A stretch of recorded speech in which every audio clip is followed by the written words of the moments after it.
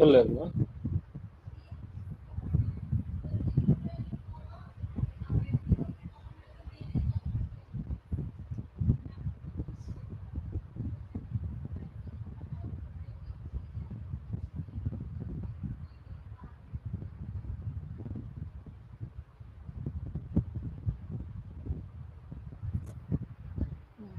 Yeah, I am live.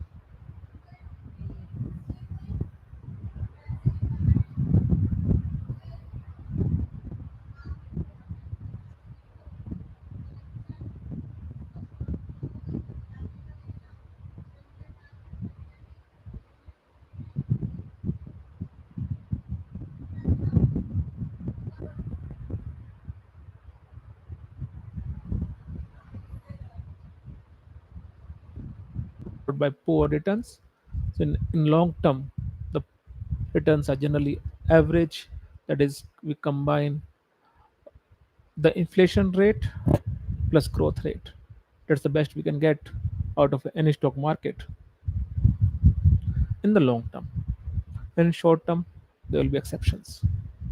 And the long term and short term, the definition itself depends on multiple things. So as a trader or as an investor, we should learn how to write the profitability part, how to write the monopoly parts before that industry or that area returns average.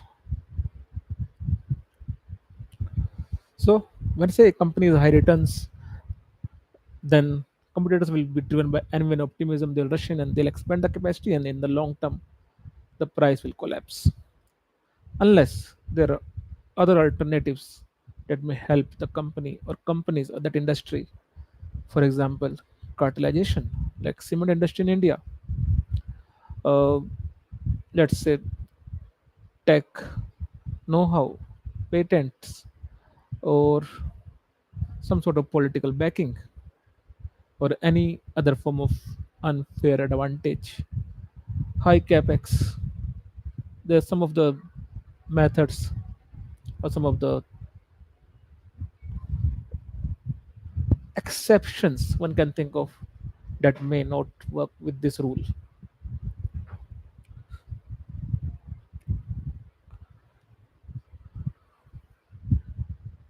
So coming back here, so if your underlying business in the economy generates an 15% return on capital, the stock market cannot sustainably deliver a 30% annual return. So period of overperformance will be followed by period of underperformance. This is a feature, not a bug. In the long run, the market reflect what the businesses are doing. Second moment discipline is momentum. The opposite force to mean reversion. As taught in physics, an object in motion tends to stay in motion. A great business, if it gathers momentum, can become better and better over time. It is concept of fundamental momentum. They are able to define mean reversion and compound value for decades. So that's what we were speaking about earlier. So they can be characteristic of compounder, strong widening market competitive moat, sustainably high return on capital, ability to invest earnings at high rate, exceptional management and culture. The biggest error an investor can make is confusing a cyclical business for a true compounder. So what is cyclical business? Let's say metal industry is a cyclical business. So we have to think about those things. So what is distinction? Momentum framework focus on long-term growth potential.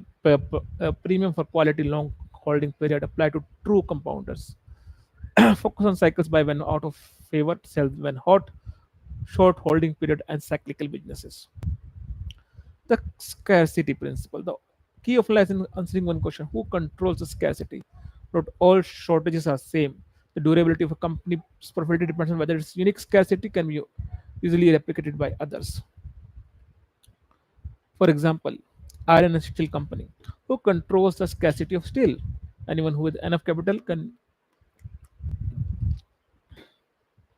build a steel plant. No single company has a monopoly on steel plant. The scarcity is temporary. That's a mean reverting business. The Ferrari company. Who controls the scarcity of a Ferrari? Only Ferrari. They meticulously manage production, that is 13,000 cars a year, and maintain brand exclusivity and pricing power. The scarcity is durable and controlled. That's business that exhibits momentum. But Ferrari is a luxury car company. There will be other luxury car companies.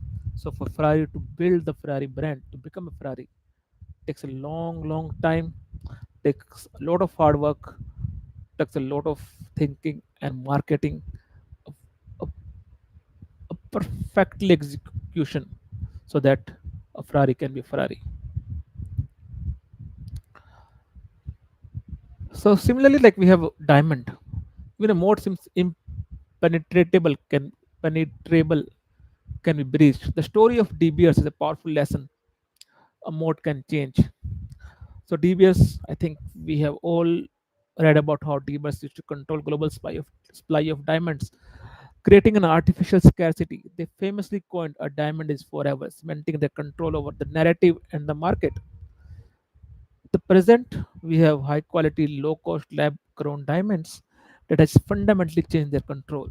The scarcity of diamond is no longer exclusively in their hands. The key lesson, always reevaluate the source of a company's competitive advantage. Is it as durable as initially thought? So the big lessons of investing. There are dozens of ways to succeed. The path to wealth is filled with high uncertainty, and many an entrepreneurs who seem unlikely to succeed end up billionaires. It is all about getting exposure to positive outcomes. In contrast, there are only a few well-trodden paths to blowing up your capital. That is the realm of behavioral economics. Understanding the common psychological biases that cause people to screw up and avoiding them. My course in business analytics is about how to make money. My course on behavioral finance is about how not to screw up. The power of asymmetric bets. The fundamental magic of equity investing lies in the inherent asymmetry relationship between what you can lose and what you can gain.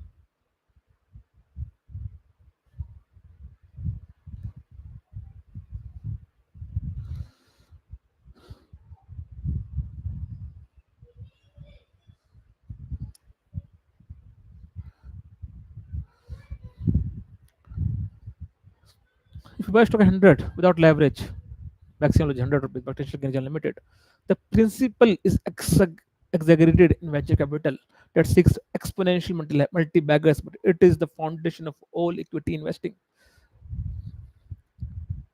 Different stages and the same game, the investing spectrum. Venture capital pre-IPO focus on market creation, hunt for exponential multi-baggers, bets on unproven founders and ideas. Power low dominates return. The Great Divide IPO shift in accountability. Focus moves to cash flow. Market to myth becomes marking to market. Quarterly earning pressure begins. Value investing post IPO.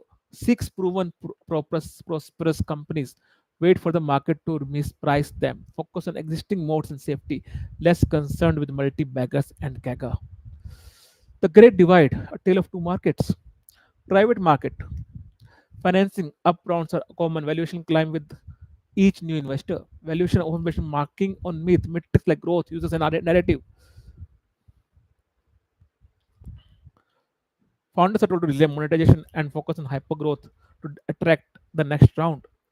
Post IPO financing double down on norm. Capital is raised at a discount to trading price.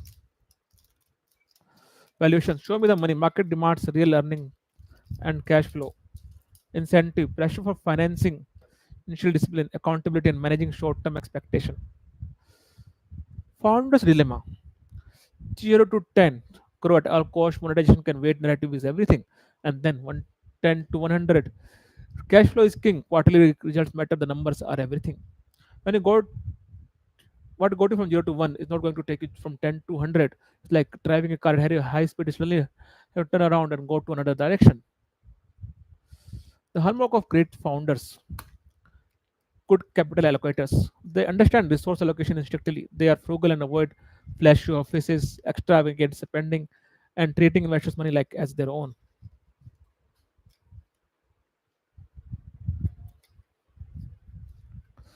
Highly coachable. They are receptive to feedback and view investors as coaches, not as people who will build the business for them. They are open to changing their mind. Operationally disciplined. They focus on right metrics for the business model and diligent about tracking.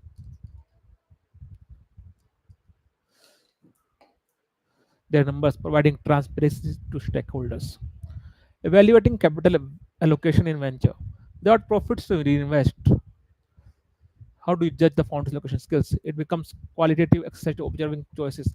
Track, have they built something successful before even outside their current venture? What was the feedback? Frugality and focus. How fancy their office at city stage? Are they spending on essentials or vanities? Strategic bets. Do they experience experiments in product sales and marketing? Seems logical and focus on finding true product market fit. Flashy office and extravagant parks before proving models, listening too much to growth at all cost. We see a lack of transparency with investors about key metrics. Founders test. When the world changes, founders funding dries up, a pandemic hit, a competitor emerges, a founder's true metal is tested. The most difficult decision is to pull the plug on the failing project to save the company. They are self-aware and pivot before the runway runs out. They are transparent with investors about challenges. They perform the necessary cancer surgery to ensure the whole company survives. The ultimate goal, whether to seed stage or public markets, is the same: to find an undervalued opportunity with the potential to generate significant returns. The multi-bagger myth in value investing. For venture capital, multi-bagger is a necessity. Since many companies go to zero, they need a few 60x winners to make up the losses and generate portfolio returns.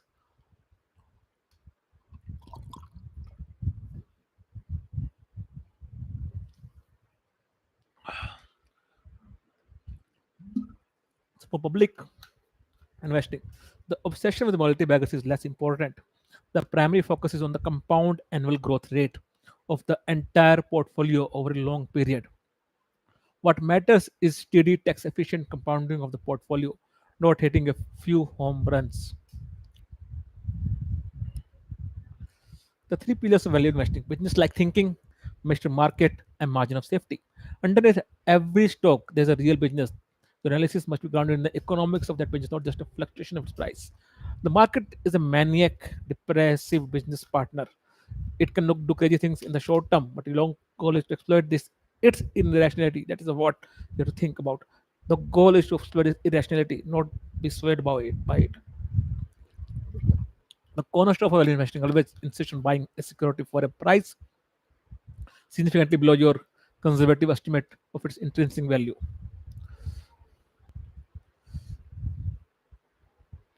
I think I'll print out this thing and stick it around. I'll take a screenshot.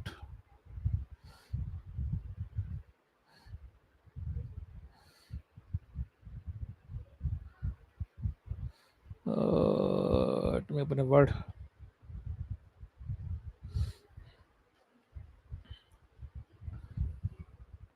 document. Okay. Misconception: growth was value. One of the biggest misconceptions in finance is the creation of separate growth and value buckets. The reality, growth is simply a component of the value equation. All intelligent investing is value investing.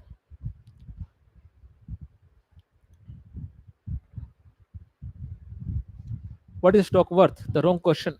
Modern finance obsesses over precise valuation model, DCF, which Professor Bakshi calls an exercise in delusional thinking, given the uncertainty of the future. What is the exact value of the stock? Is the value likely to be much more than the price I'm being asked to pay? Ben Graham never tried to pinpoint an exact value. His goal was simply to confirm the minimum value was at least twice what he is paying. There's a sense of margin of safety. The evolved approach.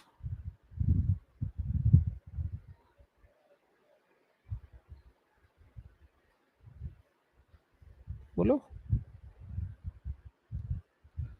हम्म क्या I am not hungry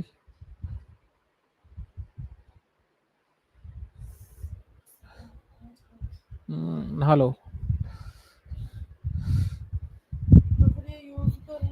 तुम कर लो use उनको साथ headphone तो अच्छे ना तुम्हारे पास